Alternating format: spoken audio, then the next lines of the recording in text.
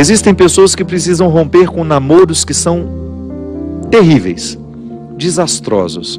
Aquela pessoa só faz mal a você, você sabe disso, mas você tem um vínculo com ela, você tem necessidade afetiva, você não consegue romper aquele namoro.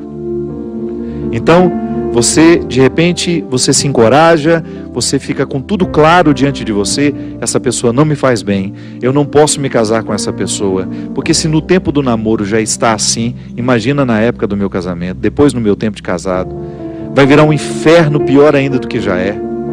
Aí você se encoraja, motivado por pessoas que estão ao seu lado, a romper. Aí é terrível no dia que você rompe. O sofrimento é cruel dentro de você. Parece que você nunca mais vai se recuperar, que você só pensa naquela pessoa. Por quê? Porque apesar dela te fazer tão mal, você tem um vínculo doentio com ela, de dependência afetiva. Você sabe que ela te faz mal, mas você não sabe viver sem ela. Aí você começa a dar passos. A primeira semana é horrível. Você sofre, você chora, você não pode ouvir a música, você não pode sentir o cheiro, você não pode ver aquele pedacinho de não sei o que ele esqueceu lá na sua casa, que tudo aquilo é terrível. Mas de repente você começa a dar passos de libertação. É como se você estivesse andando na direção de uma terra que só vai te fazer bem. E um mês depois aquele sofrimento ficou melhor, 2 meses depois aquele sofrimento melhor, e de repente você não está nem mais lembrando. Claro que ainda existe ali um vínculo silencioso sendo desarmado, porque a dependência afetiva, ela não morre da noite para o dia. A gente precisa, é como se você fosse sufocando uma célula cancerosa com o processo da quimioterapia, sabe?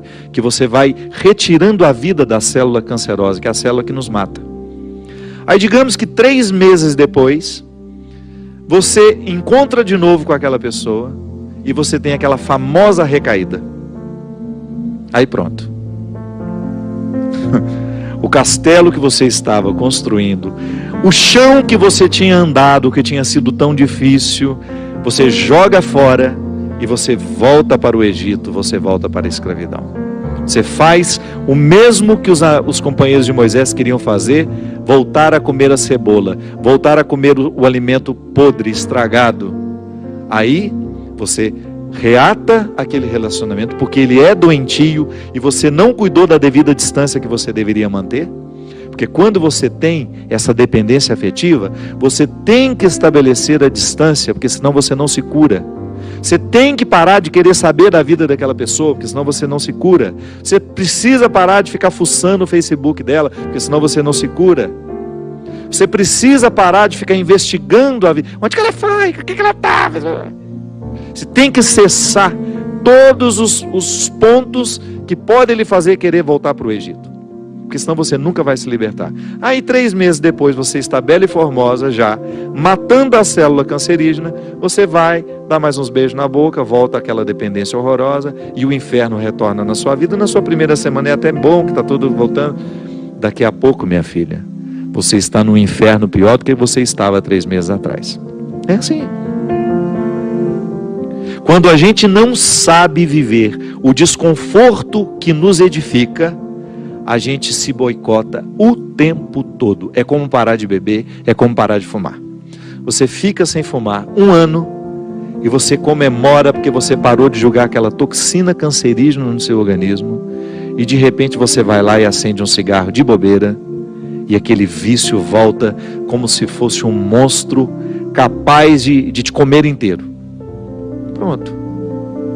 Todo aquele sacrifício que você fez dos primeiros dias sem fumar vão para o saco. Por quê? Todo aquele sacrifício vai para o saco. Por quê? Porque você não foi capaz de viver o desconforto de renunciar. Minha gente, é impressionante como essa mão de Deus nos auxilia assim, nos fazendo conscientes do que nós precisamos romper na nossa vida. São situações que a gente precisa estabelecer limites para elas, porque senão a gente não vai ser curado nunca. A gente vai ficar eternamente doente na fila dos necessitados, chorando e mendigando um pãozinho de bondade do outro, um pãozinho de afeto do outro. Pelo amor de Deus, nós não fomos feitos para isso. Nós não fomos feitos para ficar arrastando dependentes afetivamente dos outros. A gente foi feito para amar. E o amor só tem sentido na nossa vida se for para nos edificar, se for para nos ajudar a atravessar o desconforto do deserto. Caso contrário, ele não faz sentido. Esse pseudo-amor, esse falso amor que às vezes a gente diz sentir um pelo outro, que não nos ajuda nos desconfortos do deserto. Eu preciso viver os meus desertos, você precisa viver os seus. E os verdadeiros amigos são aqueles que reconhecem os desertos que o outro precisa passar e fala: isso mesmo, vamos passar por esse deserto porque você precisa dele. Agora, a Poliana, ela quer aquela vida feliz, ordenada. Lembra daquela personagem? A Poliana, onde tudo era o jogo do contente, né? Para com isso. Assassine esse instinto infantil que existe dentro de você, que lhe faz ter medo dos desconfortos da vida. O desconforto da vida, quando bem vivido, ele só nos torna melhores. Tira essa máscara de coitadinha que você gruda na sua cara para os outros terem eternamente pena de você. Você só perde tempo na vida assim. Que bobagem! Deus nos segura na nossa mão é para a gente ter condições de atravessar esse deserto. Não é para ficar recaindo eternamente e voltar a comer as cebolas do Egito, porque a gente teve dó de nós, porque a gente teve dó do outro, não. A caminhada é para frente que se vai. E chega um momento quando Moisés chega diante de Deus e fala: agora você resolve essa situação, porque eu não sei mais o que fazer. Já construíram um bezerro de ouro no meio do caminho, já arrumaram confusão, já estão adorando até outras situações, então nem lembrando que o Senhor existe. Eles só não voltam porque está longe demais, mas retornam de outra maneira, não retornam na geografia, sabe? Eles não voltam geograficamente porque estava longe já do Egito, eles morreriam no meio do caminho, mas não voltavam geograficamente, mas voltavam afetivamente, porque às vezes a gente já ultrapassou o território da nossa escravidão físico. Eu já saí da cadeia, mas a cadeia não saiu de mim. É assim que funciona. Eu já dei os passos na direção da minha liberdade, mas eu não fiz a conquista da minha liberdade. Eu não decretei a conquista da minha liberdade. Então eu fico afetivamente preso ao meu passado, lamentando as cebolas do Egito, lamentando o namoro que terminou, a situação que foi terminada, a amizade que foi traída.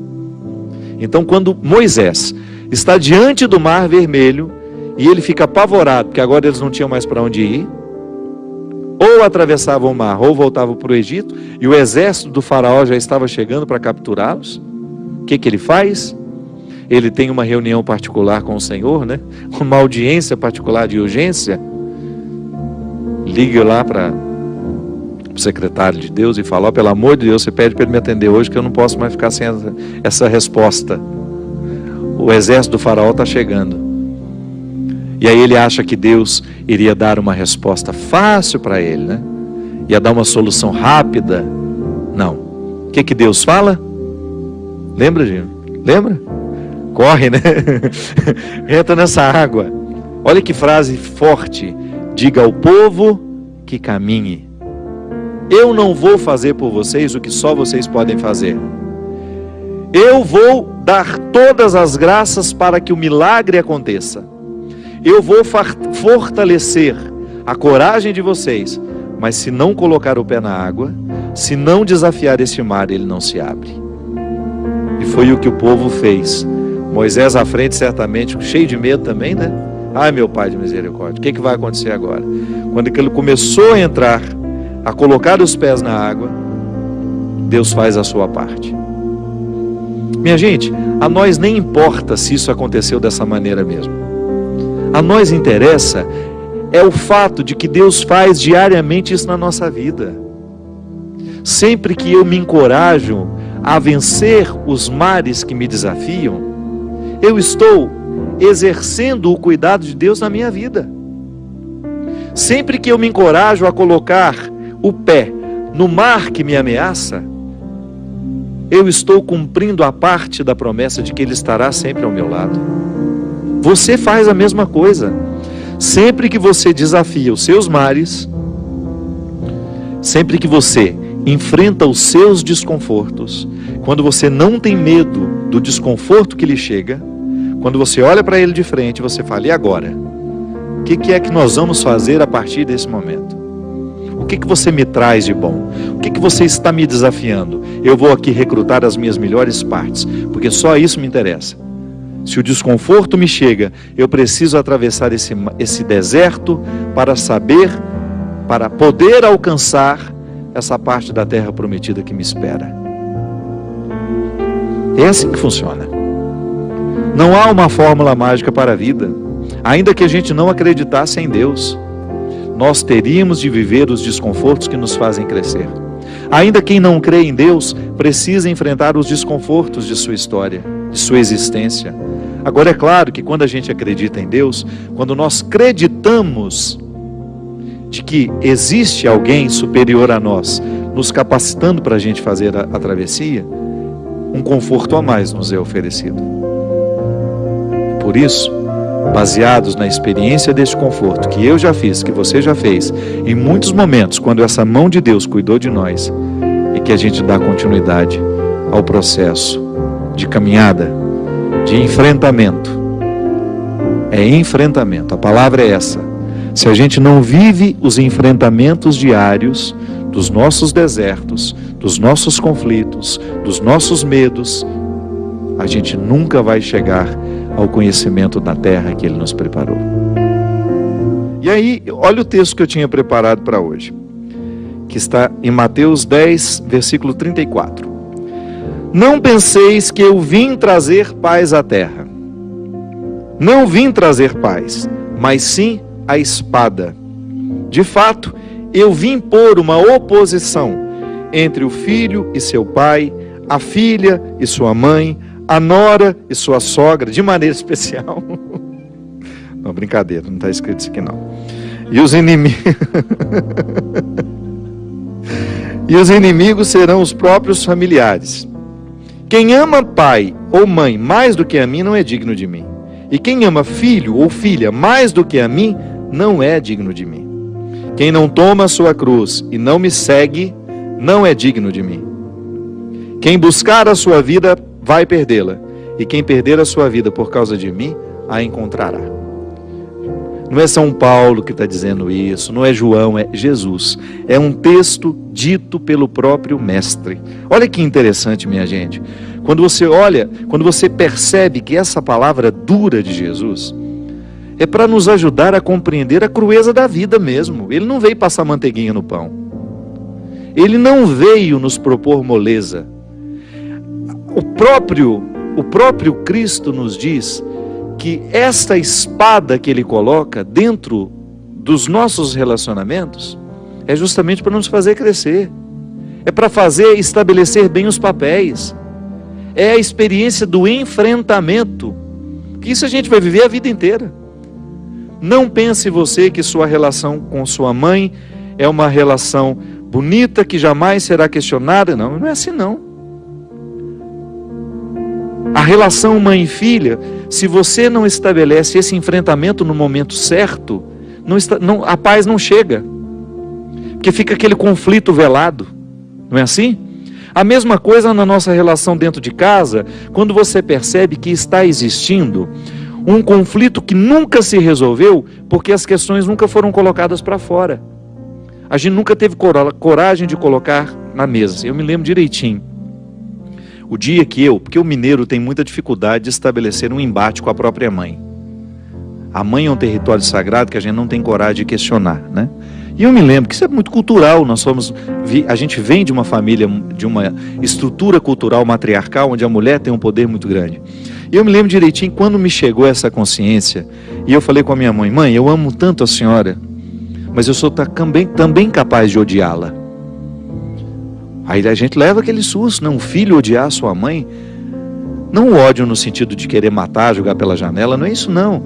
É no sentido de você rejeitar uma série de aspectos da personalidade dela que estão em você e que você assumiu por uma imposição. Quando você identifica que existem aspectos da sua personalidade que são muito parecidas com a da sua mãe e que você rejeita profundamente aquilo, que você gostaria de ter o direito de se libertar. Então, mãe, a senhora é um território sagrado, mas eu tenho que ter coragem de reconhecer os excessos que a senhora provocou em mim. Aí, minha gente, parece que uma espada corta o coração dos dois, né? Mas a ressurreição que vem depois, porque você se desobriga, você começa a ter coragem de estabelecer os confrontos com todo o respeito que a mãe precisa e merece. Mãe é um território sagrado que nunca deverá ser desrespeitado, mas pode sim ser contestado na hora certa e do jeito certo. A senhora escolheu viver assim, essa não é a minha escolha. Então a gente precisa continuar se amando, a gente pode estabelecer esse embate e a gente continuar vivendo com profundo respeito um pelo outro. É assim. Quando Jesus fala que ele trouxe este embate, essa espada, não é para nos separar uns dos outros, não. É para nos unir do jeito certo. Porque às vezes uma união só acontece de verdade depois de muitos conflitos. A gente precisa se livrar das visões ingênuas. Essa pessoa é perfeita. Olha como nosso amor é lindo. Aí isso dura 2, 3 anos até que os príncipes retiram as máscaras e você descobre que aquilo não passa de um rinoceronte que tinha uma carinha bonitinha no primeiro momento e é um monstro capaz de pisotear tudo que você tem de mais sagrado. Então, retiramos a visão ingênua dos nossos relacionamentos e aí você começa a ter, de fato, um terreno palpável onde o amor é possível. Sim, pessoas imperfeitas podem sim se amar e estabelecer relacionamentos muito bonitos, muito edificantes, muito interessantes. Ah, mas então eu a partir de agora vou contestar tudo. Não é assim não, seja sábio. Começa a identificar o que na sua vida precisa ser enfrentamento. Muitas situações não se resolvem é porque a gente não conta para o outro que aquilo nos incomoda. Mas a gente não faz do jeito certo, porque a gente reclama toda hora. Toda hora a gente reclama, a gente grita, mas a gente não faz o enfrentamento. O enfrentamento é quando você marca hora, lugar, senta todo mundo na mesa, ou senta você e seu marido e fala, olha, sabe isso que você está fazendo? Isso não é justo comigo, não é justo com seus filhos, e se você não tomar uma decisão, nós agiremos. É igual ser agredido, né? Tem gente que vai se acostumando com a agressão, vai se acostumando com a agressão, vai sendo agredida a vida inteira e se acostuma com a condição de vítima. Não é assim. Não pode ser assim. A gente tem que problematizar aquilo que na vida está nos agredindo. Que às vezes a agressão não é um tapa, não é um chute, não. É uma palavra, é um olhar, é uma postura, é um jeito de interpretar. Então, se eu interpreto o outro como um eterno território onde eu posso manifestar todas as minhas iras, onde eu posso despejar todos os meus excessos, e ele se acostuma a ser isso, eu estou agredindo de maneira muito cruel, tão cruel quanto dar um tapa. Então, se a gente não rompe com se a gente não estabelece o enfrentamento que vai romper esse processo que nos adoece, é bem provável que a gente morra sem ter tido a possibilidade de pisar na terra prometida que nós podemos alcançar.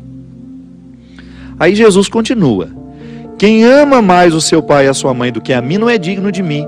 A gente pode no primeiro momento pensar que Jesus está carente aqui, né? Ah, ele só quer o amor todo para ele. Não, isso também é visão ingênua. Vamos superar essas visões ingênuas. Aqui, o amor que Jesus está falando refere-se à capacidade de nós tomarmos tudo que ele nos ensina e colocar isso muito mais importante como aquilo que meu pai e minha mãe me ensinou. Que meu pai e minha mãe, por serem marcados pelo pecado, me ensina muita coisa errada. Ah, mas me ensina muita coisa errada. Com o próprio exemplo dele dentro de casa. Quantos de nós, você que está me assistindo, pode dizer isso? Quantas coisas erradas na vida você viu dentro da sua casa? A gente não precisa ir muito longe para ver a perdição do mundo. Às vezes está ali dentro, com uma falta de testemunho, com uma falta de honestidade, com uma falta de verdade.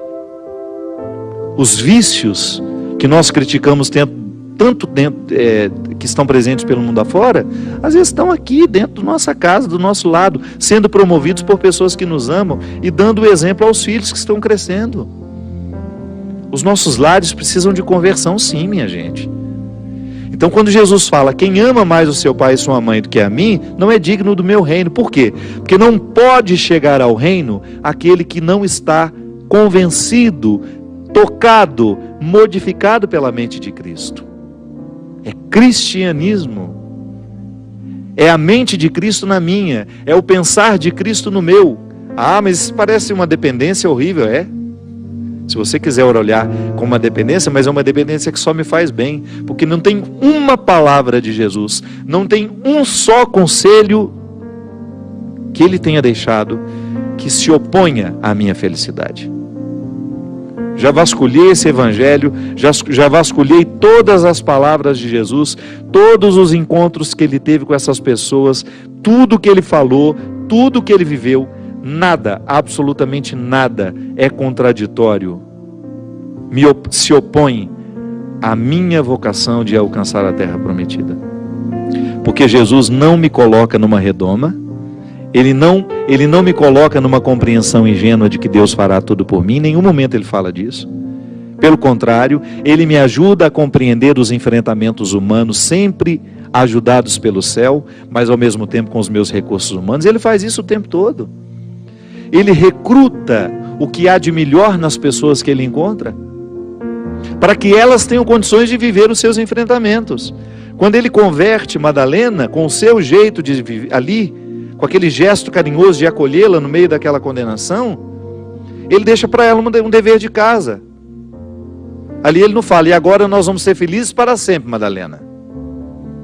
Volte para casa, seja feliz para sempre. Não, não fala isso não.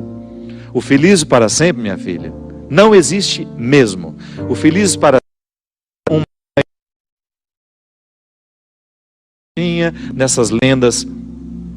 Agora, quando Ele coloca para ela, vá e não retorne os erros que te trouxeram aqui, vai lá e faz uma vida diferente dessa que você viveu até o dia de hoje, porque olha o que te aconteceu, olha o prêmio que você está recebendo da vida que você escolheu. Só destruição, pecado, morte, está aí, ó. Volta lá e faz de novo, você tem o direito. Volta lá, começa de novo, como se fosse o primeiro dia da sua vida. Todo mundo estatala os olhos para ele, né? Que não estavam acostumados. Eles estavam contextualizados numa religião que nunca dava segunda oportunidade. Era morte. Foi visto em adultério, foi pego em adultério, morreu. Imagina se fosse hoje. Não ia sobrar ninguém. Ou muito poucos. Mas então, naquele momento, Ele não dá uma fórmula mágica para ela de felizes para sempre.